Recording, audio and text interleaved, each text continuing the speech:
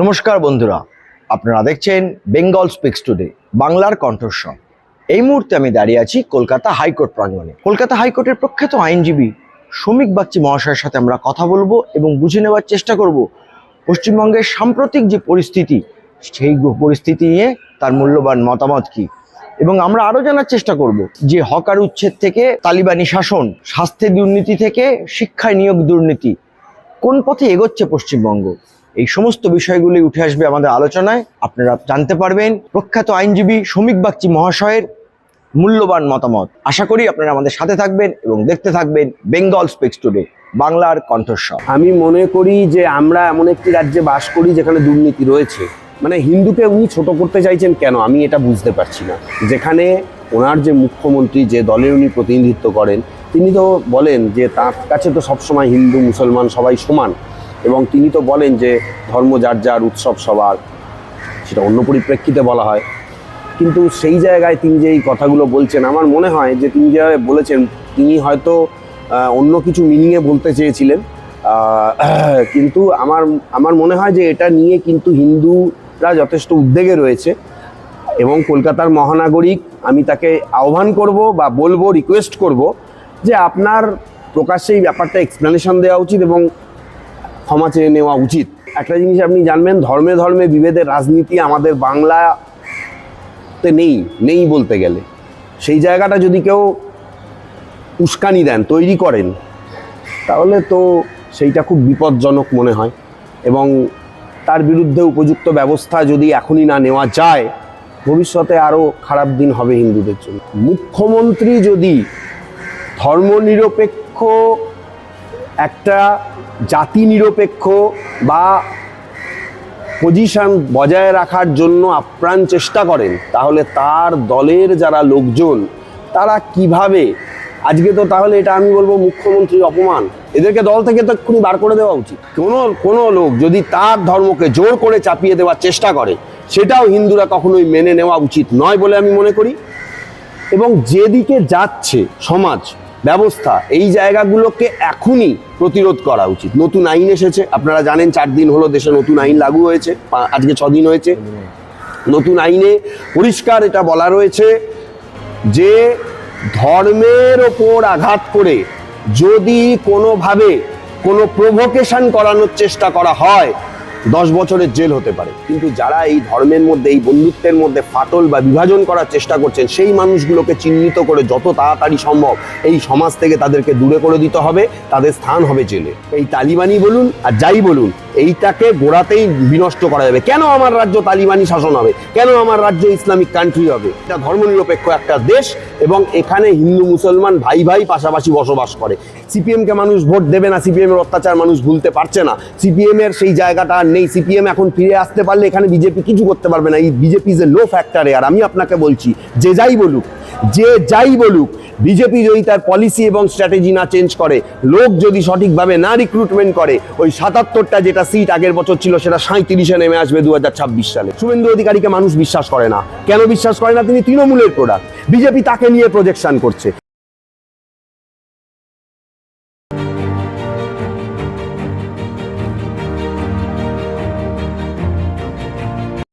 যারা দুর্ভাগ্য নিয়ে জন্মেছে, যারা ইসলাম নিয়ে জন্মায়নি, তাদের দাওয়াতে ইসলাম, অর্থাৎ ইসলামের দাওয়াত দিয়ে তাদের মধ্যে ঈমান নিয়ে আসলে এটা আল্লাহ তাআলাকে খুশি করা হবে। কেমন আছেন স্যার? এখন ভালো আছি আমি। আপনি কেমন আছেন? এই তো চলে যাচ্ছে স্যার। বেশ কিছু প্রশ্ন ছিল আমার কাছে, কিন্তু আপনাকে আমি সামান্য কয়েকটা জিজ্ঞেস করব। প্রথম প্রশ্ন হচ্ছে, আমরা কি ধীরে ধীরে তালিবানি শাসনের দিকে এগিয়ে যাচ্ছি পশ্চিমবঙ্গে? হ্যাঁ, পারহ্যাপস তাই। তার কারণ হচ্ছে যে, দেখুন, আপনি তো কাউকে কিছু বলতে পারেন না, কারণ আমাদের দেশে বাক স্বাধীনতার ওপরে কোনো রেস্ট্রিকশন নেই। কিন্তু যেভাবে একটা পার্টিকুলার সম্প্রদায়কে টার্গেট করা হচ্ছে, হিন্দুদেরকে টার্গেট করা হচ্ছে, এটা আমার কাছে অত্যন্ত দুঃখজনক মনে হয়েছে। এবং যিনি এইটা করছেন, কলকাতার মেয়র, তিনি এই ধরনের কথাবার্তা বলছেন, আমি দেখে সত্যি অবাক হয়ে গেলাম। যদিও তিনি পরে আরও অনেক কিছু, তার উপাখ্যান অনেক কিছু বলেছেন যে আমি ঠিক এইটা বলতে চাইনি, আমি ঠিক ওইটা বলতে চাইনি। যাই হোক, সেটা সবাই তার এক্সপ্লেনেশনে যায়। কিন্তু মানে আমার এখানে বক্তব্য হচ্ছে যে একটা ছোট্ট বক্তব্য, তো উনি এই কথাটা বললেন কি করে, উনি কোন সেন্স থেকে বলেছেন, কিভাবে বলেছেন, কেন বলেছেন আমি সেটা জানি না, বা কোনো মুসলিম অধ্যুষিত এলাকায় সেইখানে গিয়ে তাদেরকে উজ্জীবিত করার জন্য বলেছেন। আচ্ছা, উনি তো চেতলা অগ্রণী দুর্গাপুজোর সঙ্গে ওতপ্রোতভাবে জড়িত, তাহলে দুর্গাপুজো তো হিন্দুদের একটা পুজো, তাহলে সেখানে কই হিন্দুদের পুজোতে উনি যে এত কিছু করেন, উনি যে সবার সঙ্গে মিশে এত কিছু মানে এগিয়ে নিয়ে যান একটা পুজোকে, উনি কাণ্ডারি বলতে গেলে, চেতলা অগ্রণীর উনি কাণ্ডারি, এবং সেটা কলকাতার একটা নাম করা পুজো, এটা আপনারা জানেন, বিশাল নাম করা। বিশাল নাম করা পুজো। তাহলে আমি এইটাতে অত্যন্ত হতাশ যে কেন একজন অত বড় মাপের ব্যক্তিত্ব, কারণ একজন কলকাতার মেয়র, তিনি একজন মহানাগরিক, তো মহানাগরিক বলা হয় মেয়রকে, একজন মহানাগরিক, তিনি নাগরিকের থেকেও তার সম্মানটা অনেক বড়, এবং মানুষ তাকে মানে তাকে যে তার দল চেয়েছে মেয়র সেটা একদিকে, কিন্তু মানুষ তো তাকে সেই জায়গায় দেখতে চেয়েছে বলেই তো বছরের পর বছর ভোট দিয়ে নির্বাচিত হয়েছে। এবং সবথেকে বড় ব্যাপার হচ্ছে যে কর্পোরেশনে তিনি যথেষ্ট কাজও করছেন ভালো। আপনি দেখবেন যে এর আগে তো কোনো মেয়রকে আমি দেখিনি যে তিনি কাউন্সিলরদের নিয়ে বসছেন, বিভিন্ন অভিযোগ অভিযোগ শুনছেন, তার আলোচনা করছেন। হ্যাঁ, কিছু কিছু জায়গায় ওনারও খামতি আছে, গাফিলতি আছে, সেটা মানুষ মাত্রই হয়ে থাকে, সব কিছু তো আর ওনার একার পক্ষে নিজে গিয়ে দেখা সম্ভব না।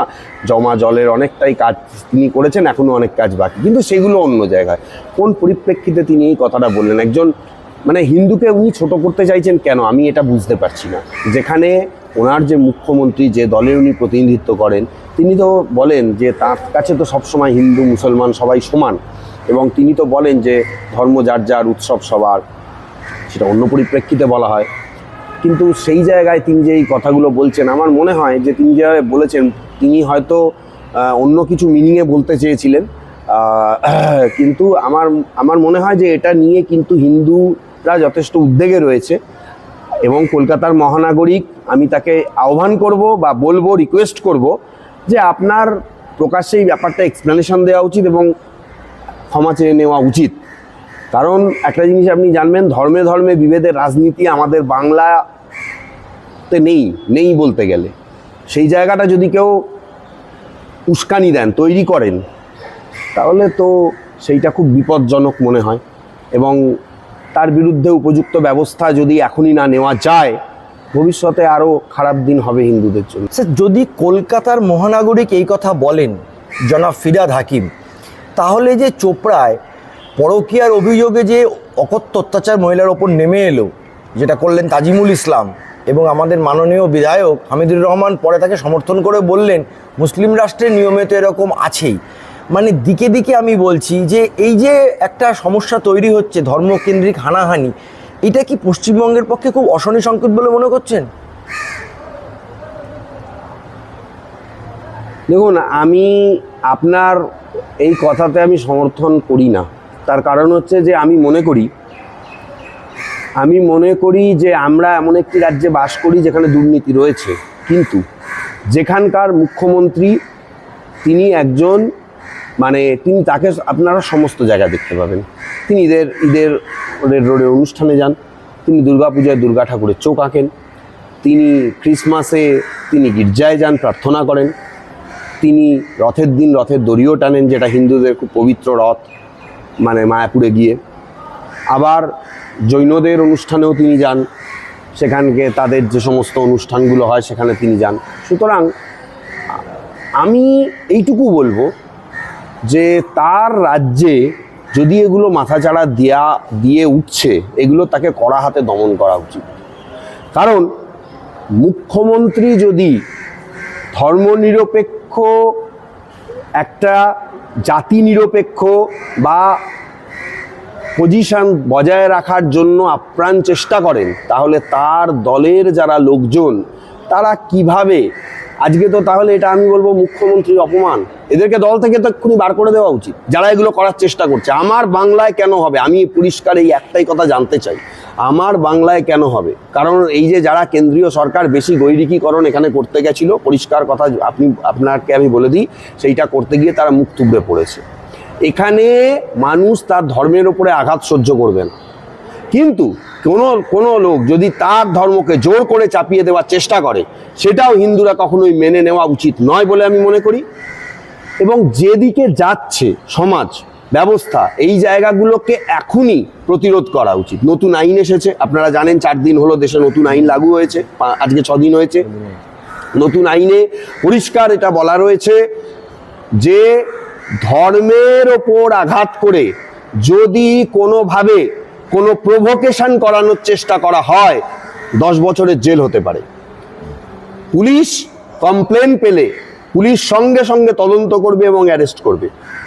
আমি বলবো আইনটা যেন শুধুমাত্র আইনের জায়গায় না থাকে, সেটাকে যেন ইমপ্লিমেন্টেশন করা হয় এবং যারা রাজ্যের বা দেশের সার্বভৌমত্ব বা ধর্ম নিয়ে মানে হানাহানি করার চেষ্টা করছে, আমি বলবো একটাই কথা, আপনার মাধ্যমে আমি তাদেরকে বলবো যে আপনারা সতর্ক থাকুন এবং এইটুকু আপনাদেরকে বলে দিই যে এই জিনিসগুলো আপনারা যদি বন্ধ না করেন তাহলে কিন্তু মানে আমি কি বলবো, মানে বলার মতন কিছু নেই। ওরা ভাবছে যে হিন্দুরা ঘুমিয়ে আছে হয়তো, আর হিন্দুরা তো সত্যিকারেরই ঘুমিয়েই আছে। নাহলে আমি কোনো মুসলিম বিদ্বেষী নই, আমার বহু মুসলিম বন্ধুবান্ধব, ইভেন আজকে আমার 3 জন কলিগ এসছে, তার মধ্যেও 2 জন মোহামেডান রয়েছেন। তাদের সঙ্গে আমরা একসাথে ঘোরাফেরা, খাওয়া দাওয়া, ইভেন আমাদের বাড়িতে যাওয়া আসা সব কিছুই করি। আমরা কখনো মনেই করি না যে কোনো বিভেদ রয়েছে, মানুষের মধ্যে কোনো বিভেদ রয়েছে। কিন্তু যারা এবং তারা তাদের ধর্ম পালন করে, আমরা আমাদের ধর্ম পালন করি। কিন্তু যারা এই ধর্মের মধ্যে, এই বন্ধুত্বের মধ্যে ফাটল বা বিভাজন করার চেষ্টা করছেন, সেই মানুষগুলোকে চিহ্নিত করে যত তাড়াতাড়ি সম্ভব এই সমাজ থেকে তাদেরকে দূরে করে দিতে হবে, তাদের স্থান হবে জেলে। এইটা যদি করা যায়, আমার মনে হয় এই তালিবানি বলুন আর যাই বলুন, এইটাকে গোড়াতেই বিনষ্ট করা যাবে। কেন আমার রাজ্য তালিবানি শাসন হবে? কেন আমার রাজ্য ইসলামিক কান্ট্রি হবে? আর আমার রাজ্য 100% হিন্দু কান্ট্রিও নয়, এটা ধর্মনিরপেক্ষ একটা দেশ এবং এখানে হিন্দু মুসলমান ভাই ভাই পাশাপাশি বসবাস করে। এখানে যারা একটা ধর্মকে নিয়ে বেশি মাতামাতি করবে এবং অন্যের ওপর চাপিয়ে দেওয়ার চেষ্টা করবে, আমি মনে করি তার বিরুদ্ধে কঠোর এবং কঠিন পদক্ষেপ রাজ্য এবং দেশের যারা অ্যাডমিনিস্ট্রেশন তাদের নেওয়া উচিত এবং তবেই একটা দেশ মাথা তুলে দাঁড়াতে পারবে, আমার রাজ্য আবার একটা বড় পজিশনে যেতে পারবে। আচ্ছা স্যার, একটা অন্য প্রসঙ্গে আসি। এই যে হকার উচ্ছেদ হলো, মুখ্যমন্ত্রী সরাসরি অভিযোগ করলেন তার নিজের দলের মন্ত্রী, মেয়র, এদের বিরুদ্ধে, যে প্রত্যেকটা পুরসভা যেগুলো তৃণমূলের অধীনে রয়েছে, যে তারাই নাকি লোক বসাচ্ছে এবং তারাই বেআইনিভাবে লোক বসিয়ে টাকা তুলছে, তোলা তুলছে, বহিরাগতদের বসানো হচ্ছে। কিন্তু এই অভিযোগগুলো যাদের বিরুদ্ধে করলেন তাদের বিরুদ্ধে কোনো প্রশাসনিক পদক্ষেপ দেখা গেল না, কিন্তু আক্রমণ নেমে এলো আচমকা গরিব হকারদের ওপর। আমাদের দেশে তো এখন ন্যাশনাল ভেন্ডিং পলিসি আছে, এভাবে কি করা যায় হকার উচ্ছেদ গায়ের জোর একদিনের মধ্যে?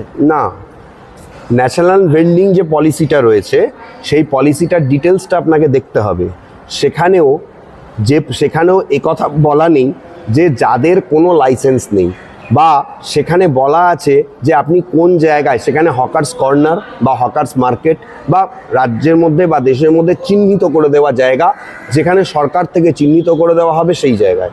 এখানে ঘটনাটা সূত্রপাত হয়েছিল মুখ্যমন্ত্রী কোনো একটা প্রশাসনিক কাজে যখন সল্টলেক গেছিলেন, তখন তিনি দেখেছিলেন সরকারি জমি দখল করে সেখানে হকারি চলছে, হকাররা বসে আছে। এইটা নিয়ে তিনি প্রথমে সুজিত বসুকে বলেন, তারপরে আস্তে আস্তে তিনি বাকি বিধায়ক মন্ত্রীদের তিনি বলেন। কিন্তু আমার একটা বক্তব্য হচ্ছে যে তিনি 13 বছর ধরে জানতেন না যে এই ঘটনা হচ্ছে। আজকে 13 বছর বা 14 বছর পর আজকে তার ঘুমটা ভাঙলো, যদিও দেরিতে ভেঙেছে। দেখুন, আপনারা আজকে একটা অন্য দিক থেকে বলছেন যে সাধারণ হকারদের ওপরে একটা মানে ধাক্কা নেমে এলো। আপনারা একটা কথাও পাশাপাশি বলুন, এই জিনিসটা আমি মনে করি আরও আগে করার দরকার ছিল সরকারের, এবং সঠিক পুনর্বাসন দিয়ে করার দরকার। যারা সরকারি জমি দখল করে বসে রয়েছে তাদের একটা বার্তাও দেওয়ার দরকার আছে যে কেন সরকারি জমি দখল করে। যে লোকটা রাস্তায় হকারি করছে, আরে রাস্তা দিয়ে মানুষ হাঁটাচলা করে, সেখানে মানুষের অসুবিধা হয়। এবং এখানে একটা রাজনৈতিক ব্যাপারও রয়েছে, যেহেতু পৌরসভাগুলোতে, লোকসভা যদিও তৃণমূল 29টা সিট পেয়েছেন, পৌরসভাগুলোতে তার সিটের সংখ্যা খুব কম, মানে তাকে বেশিরভাগ জিতিয়েছে যে সমস্ত লোকসভায় গ্রাম অঞ্চল রয়েছে, গ্রাম অঞ্চলের ভোটটা তাকে কিন্তু জিতিয়েছে। আপনি লোকসভা পৌরসভা অনুযায়ী কলকাতা পৌরসভায় তার কিন্তু ভোট অনেক কম। সুতরাং পৌরসভাগুলিতে তিনি বুঝতে পারছেন যে মানুষ তৃণমূলের দিকে নেই, সামনেই বিধানসভা ভোট রয়েছে, এটা নিজে তার ভোট, এটা তো দেশের ভোট যেটা হয়ে গেল, এটা তার ভোট। সেখানে যদি মানুষ কোনো একটা বিরূপ কোনো কিছু করে ফেলে, সেই জন্য। তবে এইখানে আপনাকে একটা পরিষ্কার কথা বলি, এইখানে যে তোলাবাজি বা যে জিনিসটা মুখ্যমন্ত্রী বলেছেন সেই জিনিসটা অবশ্যই সেটা আছে। এবং আমি আপনাকে আর একটা কথা বলছি যে এটাও একটা টাকা খাওয়ার অন্যরকম রূপ। কারণ আপনাকে বলি যে 5 জনের যে কমিটি, সেই কমিটিতে কারা আছে, কে কে থাকবে সেটা মুখ্যমন্ত্রী বলেননি এবং তারা কেউ জানেও না এই কমিটিতে কারা আছে। অথচ হকার উচ্ছেদ কিন্তু এখনও ধিকি চলছে। তবে এখন হয়তো 7-10 দিন বন্ধ থাকবে, কারণ হচ্ছে আমাদের এখানে যে রথযাত্রা হয় সেখানে তো যেখানে রথ হয় রাস্তা ঘিরে সমস্ত দোকান বসে, মেলা বসে। এইগুলো অনেক পুরনো ট্র্যাডিশন, আমার মনে হয় না এগুলো কোথাও বন্ধ হবে। এখানে পুলিশ প্রশাসন 7-10 দিন এখন কিছু করবে না, আবার হয়তো আমরা দেখতে পাবো। দেখুন, মানুষের সুবিধার জন্য দেশের সরকার বা রাজ্যের সরকার কোনো না কোনো পদক্ষেপ গ্রহণ করতেই পারে। এই যে হকারগুলো, আমি আপনাকে একটা কথা বলছি, আমার ধারণা ছিল যে কিছু কিছু এলাকা, দেখুন আমি কিন্তু মুখ্যমন্ত্রীকে একটা জিনিসে সাধুবাদ দেবো, পরিষ্কার কথা, যে আমার প্রথম দিন আমরা দেখেছিলাম মেয়রের কিন্তু কথা অন্যরকম ছিল। তিনি বলছেন না সংখ্যালঘু এলাকায় হবে না, কিন্তু আমরা আলটিমেটলি কি দেখলাম, নিউ মার্কেটেও হকার উচ্ছেদ হয়েছে, রাজাবাজারেও পুলিশ গিয়ে সেখানে কষান দেখিয়েছে। এমনকি যদুবাবুর বাজার, ভবানীপুর, কালীঘাট, আলিপুর, চেতলা, মুখ্যমন্ত্রী এবং মেয়রের একদম খাস এলাকা, সেখান থেকেও হকার উচ্ছেদ করা হয়েছে। শুধু তাই নয়, সরকারি জমিতে কালীঘাটের পার্টি অফিস, সেই পার্টি অফিসকে পুলিশ দিয়ে নিজেদের পার্টি অফিসকে তারা বন্ধ করিয়ে সেটাকে পুলিশ ক্যাম্প করে দেওয়া হয়েছে। এটা আপনারা সবাই দেখেছেন, মিডিয়াতে দেখানো হয়েছে এবং আপনারাও সে খবর করেছেন। সুতরাং আমি একটা কথা বলতে পারি, একটা সরকারের পলিসি রয়েছে, ভেন্ডিং পলিসিটাও একটা গভর্নমেন্ট পলিসি। সেখানে কিন্তু পরিষ্কার স্পেসিফিক বলা আছে যে হকার্স কর্নার রাখতে হবে। এই সরকারের তো সেইটাও নেই। এবং এইখানে টাকা খাওয়ার কেন আমি বলছি, পুজোর সময় আপনি আবার এই হকারগুলোকে দেখতে পাবেন। এই যে কমিটিতে কারা আছে কেউ জানে না, কিন্তু এলাকা ভিত্তিক আবার এই টাকা খাই হবে, আবার তাদেরকে জায়গা দেওয়া হবে। এতে কি হবে, যে ধরুন একদম ফ্রন্ট পজিশনে ছিল, সে ওই ফ্রন্ট পজিশনটা ফিরে পেতে গেলে তাকে এখন একটা বড় টাকা দিতে হবে, না হলে তাকে ব্যাক পোর্শনে চলে যেতে হবে, ফ্রন্ট পজিশনটা আবার অন্য কেউ চলে আসবে। এইভাবে এই জিনিসটা চলবে। কিন্তু হকার উচ্ছেদ একটা সদর্থক, হকার উচ্ছেদ করার দরকারও ছিল। আমি এই কারণেই বলছি, দেখুন পরিবারদের পুনর্বাসন সঠিকভাবে দেওয়ার দরকার সরকারের অনেক আগেই ছিল, কিন্তু রাস্তা জুড়ে যারা পসরা নিয়ে বসছে, ফুটপাত জুড়ে পসরা নিয়ে বসছে, আপনি জানেন এরকম ফুটপাত জুড়ে পসরা নিয়ে বসে মানুষ হাঁটতে পারে না। আমি একদিন আমার ট্রেন লেট হয়ে গেছে, রাজাবাজারে একটা আমি একটা বাসে করে যাচ্ছিলাম, কোনো কারণে বাসটা খারাপ হয়ে যাওয়ায় একটু দূরে দাঁড় করিয়ে দেয়। রাজাবাজার থেকে শিয়ালদা আমার হাতে একটু সময় কম ছিল, আমি রাজাবাজার থেকে হেঁটে ওই দুপাশে এত হকার, এত চাপ, হেঁটে আমি যখন শিয়ালদায় ঢুকছি 2 মিনিট আগে আমার ট্রেন ছেড়ে বেরিয়ে গেছে। তাহলে আপনি বলুন, এটা আমার ক্ষেত্রে একটা অসুবিধা। আপনি বলবেন আপনি কেন আধ ঘন্টা আগে আসেননি? আরে বাবা, এভারেজ তো ওই টাইমে গেলে ট্রেন পাওয়া যায়, কিন্তু সেই দিন হয়নি। তো আমার বক্তব্য এইটাই যে হকারদের একটা অর্গানাইজড ওয়েতে উচ্ছেদ করো এবং তাদেরকেও তাদের পেটে লাথি না মেরে অর্গানাইজডভাবে তারাও করে খেতে পারে। এবং তাদের জন্য কিছু পলিসি, ওই ভেন্ডিং পলিসিও যদি চালু করা হয়, তাহলে হকার্স কর্নার করতে হবে, হকার্স মার্কেট করতে হবে, তাদেরকে হকার্স কার্ড দিতে হবে এবং তাদের ট্রেড লাইসেন্স ইস্যু করতে হবে। হকার্স কর্নারের যে আপনি কথা বলছেন, তাতে এরকমভাবে তারা করতে পারে না। আপনাকে আমি একটা ছোট্ট উদাহরণ দিচ্ছি। দক্ষিণেশ্বরে যাওয়ার পথে প্রচুর হকার ছিল, সেই হকারগুলো কিন্তু স্কাই ওয়াক করার সময় তুলে দিয়েছিল। হাইকোর্টে তারা মামলা করেছিল, তাদেরকে সেই জায়গায় ফিরিয়ে দিতে হবে। হাইকোর্ট কিন্তু কোনো সেই মামলা সদুত্তর দেয়নি, তার মামলা রিজেকশন হয়ে গেছিল। পরবর্তীকালে স্কাই ওয়াক হয়ে যাওয়ার পর স্কাই ওয়াকের মধ্যে তাদের প্রত্যেককে দোকান দেওয়া হয়েছে সেখানকার কমিটির সঙ্গে কথা বলে। তাহলে রাজ্য সরকারও এমন কোনো হকার্স কর্নার করে দিক, সেখানে হকাররা চলে যাবে। কিন্তু এক্ষেত্রে অনেক সমস্যাও রয়েছে। ধরুন হকার্স কর্নার করা হলো মহেশতলা বা নিউ টাউনে কোনো ফাঁকা জায়গায়, বউবাজারের হকারকে বলা হলো তুমি মহেশতলা চলে যাও, এটা তার পক্ষে অসম্ভব। স্যার, এখানে একটা কথা বলি, যখন অপারেশন সানশাইন হয়েছিল তখন কিন্তু হকার্স কর্নার করে যেমন কসবা নিউ মার্কেট করে দেওয়া হয়েছিল, তখন কিন্তু তার তীব্র প্রতিবাদ হয়েছিল। এবং এই আজকে যিনি মুখ্যমন্ত্রী, তখন তিনি বিরোধী দলনেত্রী, তিনি প্রচণ্ড বিদ্রোহ দৌড়েছিলেন এবং কলকাতা অচল করে দিয়েছিলেন। তিনি আবার যখন ক্ষমতায় গেলেন এই ঘটনাটি ঘটলো। এটা কি বলতে চাইছেন শাসকের ভাষা একই রকম হতে থাকে? হ্যাঁ, একই রকম হতে থাকে। এবং সব থেকে বড় ব্যাপার হচ্ছে যে বিরোধী নেত্রী হিসেবে মুখ্যমন্ত্রী আমাদের যে মমতা বন্দ্যোপাধ্যায়, তাকে আমি বিরোধী নেত্রী হিসাবে আমি বলবো তিনি ভারতের শ্রেষ্ঠ বিরোধী নেত্রী। জয়ললিতার পর, জয়ললিতা মারা গেছেন, তিনি ভারতবর্ষের শ্রেষ্ঠ বিরোধী নেত্রী ছিলেন। আজ পর্যন্ত মমতা বন্দ্যোপাধ্যায়ের বিরোধিতা করার মতো কোনো বড় মুখ বিজেপি দেশের শাসন করে এই রাজ্যে খুঁজে পায়নি। দিলীপ ঘোষও করেছিল কিছুটা, সে তো ফেল। তারপরে শুভেন্দু অধিকারী, তার তো কোনো প্রতিশ্রুতিই কাজে এলো না। সে তো দিলীপ ঘোষ তাও 18টা সিট করেছিল, এ আবার 6টা কমিয়ে দিল। সুতরাং বিরোধিতা যে হবে না বা বিরোধিতা যে করতে পারবে না, মমতা বন্দ্যোপাধ্যায়ের মতো একজন পোড় খাওয়া বড় রাজনীতিবিদ তিনি সেটা জানেন। তিনি জানেন আমি যেটা বিরোধিতা করেছিলাম আমার কায়দায় সেখানে আমি সফল, আজকে আমি শাসক, আমি যেটা করব আমার কায়দায় এখানেও আমি সফল। কারণ এখানে সেই রকম বিরোধিতা করার মতন জায়গা নেই। এক করতে পারতো সিপিএম, তারা এখন স্ট্রং নয়, মানুষ তাদের বিশ্বাস করে না, ভোট দেয় না। সুতরাং সেই জায়গা থেকে দেখতে গেলে এখানে ডিক্টেটরশিপটা কাজ করছে, আপনি এটা বলতেই পারেন। আমার মনে হয় বিরোধী মুখ না থাকাটাই কি সুবিধাটা নিচ্ছে? অবশ্যই অবশ্যই, এটা যে কোনো জায়গাতেই হবে। এটা কেন্দ্রীয় সরকারও তো করছে। ডবল ইঞ্জিন সরকার, তারা যেখানে বিরোধীরা শক্তিশালী নয় সেখানে তারা ডবল ইঞ্জিন সরকার করার চেষ্টা করছে, যেখানে বিরোধীরা শক্তিশালী সেখানে তারা ইডি সিবিআই করে, বা দেখুন ইডি সিবিআই এরও অনেক গল্প আছে, কিন্তু তা সত্ত্বেও তারা যে সবই সঠিক তথ্য দিচ্ছে বা সঠিক তদন্ত করছে তাও ঠিক না।